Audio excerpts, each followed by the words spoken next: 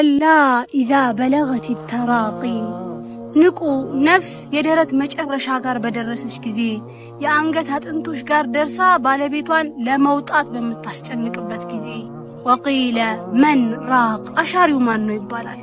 ሰዎችም አረ ይሄን ሰው የሚገላግለው ማን ነው ካለበት ጭንቅ የሚያድነው ማን ነው ይላሉ።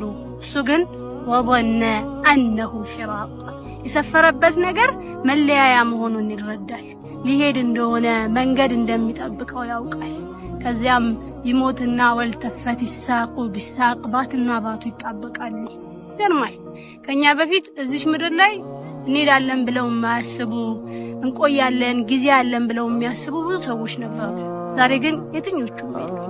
ትላንት ከምድር በላይ የነበሩ ዛሬ ከምድር በታች ናቸው። እዚህም ይመስላል ليس الغريب غريب الشام واليمن ولكن الغريب غريب اللحد والكفن ያሉት የመንና ሻም ያለኮ እንግዳ ይባላል።